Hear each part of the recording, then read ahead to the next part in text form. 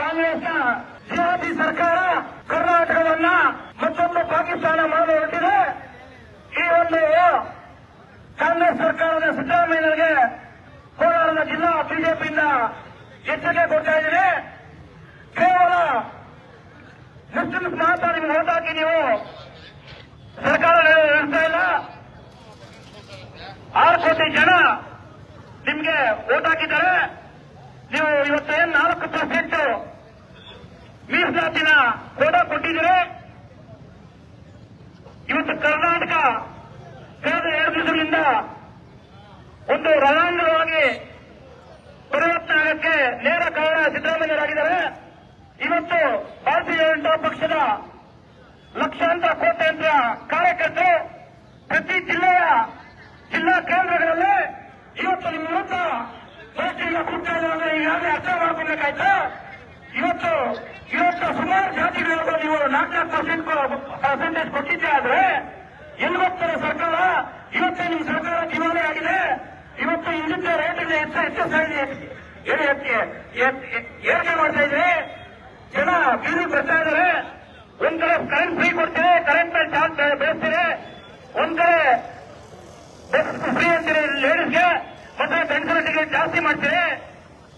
Guarantee ಹೆಸರಲ್ಲಿ ಇವತ್ತು ದಲಿತರ ಹಣವನ್ನ ಲೂಟಿ ಮಾಡೋ ಮುಖಾಂತರ ಸುಮಾರು 3 ವರ್ಷಗಳಲ್ಲಿ 34,000 ಕೋಟಿ ನೀವು ಲೂಟಿ ಮಾಡಿದ್ರಿ. ನಿಮಗೆ ಇದನ್ನ ದಿಕ್ತೋಸಕ್ಕೆ ಆಗದೆ ಬೇರೆ ರೀತಿಯಲ್ಲಿ ಜನರನ್ನ ತೋರ್ಸಕ್ಕೋಸ್ಕರಾಗಿ ಇವತ್ತು 4% ಅವ್ರಿಗೆ ನೀವು ಕೊಡಬೇಕಂತ ಏನು ಹೊರಟಿದ್ರಿ. ಇವತ್ತು ಈ ಕರ್ನಾಟಕ ರಾಜ್ಯ ಅಲ್ಲ, ಸಂಸದರು ಕೂಡ ಇದ್ರ ಬಗ್ಗೆ ನಮ್ಮ ಸಂಸದರು ಹೋರಾಟ ಮಾಡ್ತಾ ಇದ್ದಾರೆ.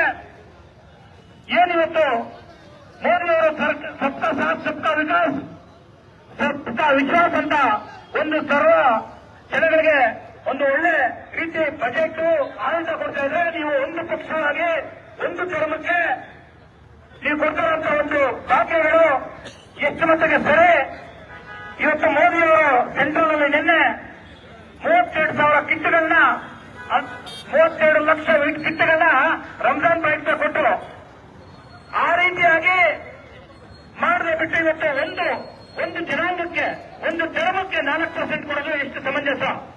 ಇವತ್ತು ಸೆಷನ್ನಲ್ಲಿ ನೀವು 18 ಜನ ಶಾಸಕರನ್ನ ನೀವು ಹೊರ ಹಾಕಿದ್ರೆ ಇದೇ ಉಪಸಭಾಪತಿಗಳನ್ನ ನೀವು ದಲಿತಕ್ಕೆ ಹಿಡಿದು ಆಚೆ ಎತ್ಕೊಂಡು ಹೋಗಿದ್ರೆ ಇವತ್ತು ಹೇಳ್ತಾ ಇದ್ರೆ ಸಭಾಪತಿಗಳ ನಿರ್ಣಯ ಕರೆಕ್ಟ್ ಆಗಿದೆ ಅಂತ.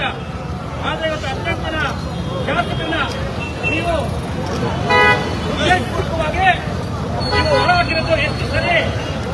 ನಾನು ನಿಮಗೆ ಕೇಳ್ತಾ ಇದ್ರೆ ಕರ್ನಾಟಕವನ್ನ ರಣರಂಗಾಗಕ್ಕೆ ಬಿಡಬೇಡ್ರಿ. ನೆಕ್ಸ್ಟ್ ನಿಮ್ಗೆ ಅವಕಾಶ ಸಿಗಲ್ಲ.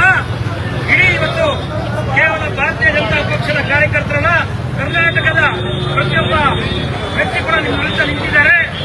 ಈ ಕಾರಣಕ್ಕೆ ಏನು ಇವತ್ತು ಉರಿ ಬಿಸಿಲಲ್ಲಿ ಎಲ್ಲ ಕಾರ್ಯಕರ್ತರು ಏನು ಜನರ ವಿರುದ್ಧ ಹೋರಾಟ ಮಾಡ್ತಾರೆ. ಈಗಾಗಲೇ ನಿಮ್ಮನ್ನು ವಾಪಸ್ ಕೊಡಬೇಕಾಯ್ತು.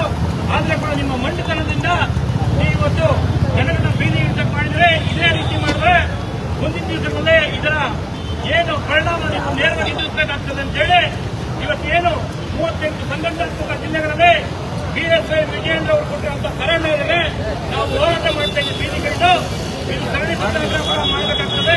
ಆ ಕಾರಣಕ್ಕೆ ಇವತ್ತು ನಾವು ಹೋರಾಟ ಮಾಡ್ತಾ ಇದ್ರೆ ಈ ಹೋರಾಟಕ್ಕೆ ನೀವು ತಲೆ ಬಗ್ಸಿ ಈ ಆದೇಶವನ್ನು ಇಟ್ಕೊಂಡು ನಮ್ಮೆಲ್ಲ ಏನು ಶಾಸಕರು ಸಂಸದರು ಹೋರಾಟ ಮಾಡ್ತಾರೆ ಆ ಹೋರಾಟಕ್ಕೆ ಬೆಲೆ ಕೊಡಬೇಕಂತ